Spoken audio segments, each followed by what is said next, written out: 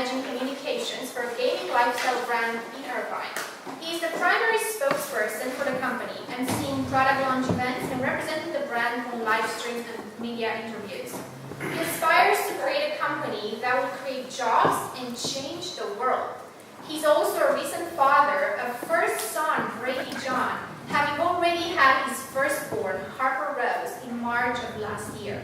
Today's speech is an informative speech focused on Kevin's story of becoming a parent and navigating the various advice and pitfalls you encounter along the way.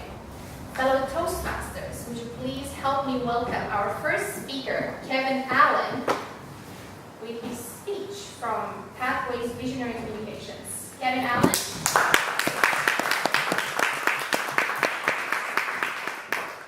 Madam Toastmaster, fellow Toastmasters, distinguished guests. I was on a motorcycle on the way over here. I became a father for the second time 9 days ago. It's a really, really wonderful experience. For those that have not been blessed with the pleasure, I encourage you to look forward in life for that to happen.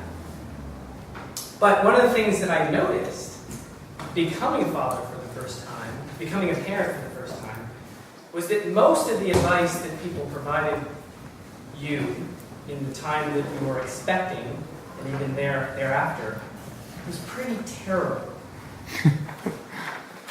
In fact, it was kind of simplistic and didn't get to the heart of the matter. So I would like to share with you today some of the advice that I would give if I was offering advice to a new parent. In advance of the birth, a flood of emotions come in to your mind, to your soul. Some of those are fear, anticipation, anxiety, excitement, uncertainty, confusion. What's going to happen in my life?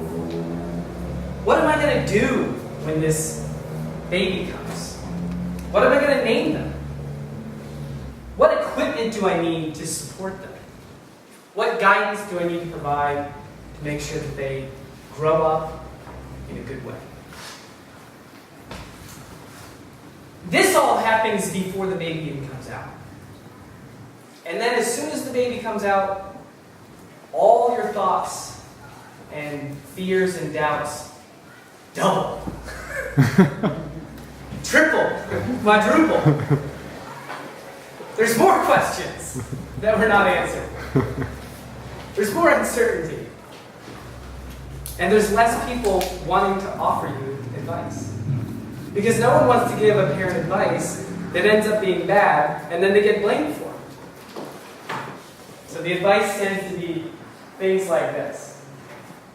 Buy 6 of each brand of pacifiers. 2 different brands. Because you never know which one they're going to like, and it might calm them down. Get some sleep. Well, that's not truly possible. Buy the upper baby stroller. I didn't even know what that was. And it was very expensive.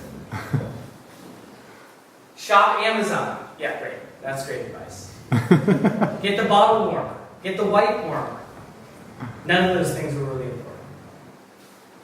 They weren't really great advice for what I was about to expect. Now, when I grew up, my parents were very different people. My mom was hands-on. She often said to me, "You never start a job that you don't finish." She encouraged me to be creative, to play music, to get involved. All great things. But she pushed me to be a little bit more than what I wanted to be sometimes. She pushed me to do things that I didn't always want to do sometimes. Now, I'm not saying that was bad. I'm not saying it was a great mothership. But I think that it could be different. My father, on the other hand, was very controlling. And when he would lose control, he would get very upset. So he would establish guidelines, and if I didn't follow those guidelines, he would berate me for doing things wrong. He would tell me how I had failed, how I was mediocre, and all of those things really still stick with me today. And it kind of makes me sad because I think they could have done things differently. So here's the 3 things that I would offer if I was asked to provide some parenting advice. The first one, very simple: guarantee safety and freedom of your kids. Now those are very opposite words, right? Safety and security kind of creates this sense of, barrier or limits. You don't want them to run into the street. There might be a car coming by, right? But it's about safety. It's about protecting them from the sins of the world, the dangers of the world, the pitfalls that might come in front of them. And of course, financial security and safety of home and getting the right supplies for school even. So that's the first one, is safety and freedom. But freedom implies the exact opposite. It says that you want to let them roam and run and do the things that they enjoy doing. So it's really about creating a barrier and let them play within that barrier. So safety and freedom. And of course, encouraging them to do and find their own way. Excuse me. The second one is about establishing routine and reinforcement. And that means that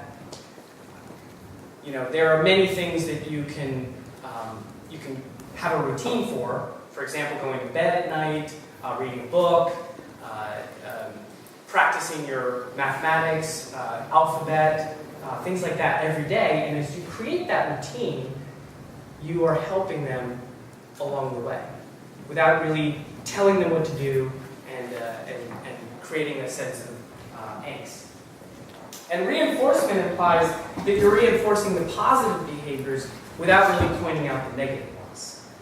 So I like to think about it like, instead of saying no, you think about ways of saying, I like what you did here, but I would do this differently over here.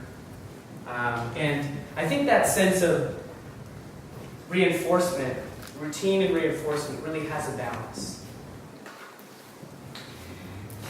I would also say that allowing them to observe you doing the same task over and over again encourages them to do it in a similar way without really telling them this is how it's done. Right? So if you tend to go to bed without watching TV, they are not going to want to turn the television on. Or you tend to wake up and have a good morning and quiet morning, they're going to tend to have a quiet morning. The last one is to offer them love and attention. Love comes in many forms, the simplest of which is physical love, so hugging, kissing, holding hands, embracing. And attention implies that you want to give them focused attention. Eye contact, looking in their eyes and listening, truly listening to what they're saying. Being there for them, giving them your presence at a football game or a concert or something of that nature. Both of those things come together and create really a sense of want, a sense of belonging, and a sense of care that really encourages them to grow up well. The last of which is kind of related to the advice is be aware of the hormones that go on when you're expecting, both your own and your wife's. And as they always say, happy wife, happy life. So take care of her. But I think that guaranteeing safety and freedom, establishing routine and reinforcement, and offering them love and attention is all you really need to do.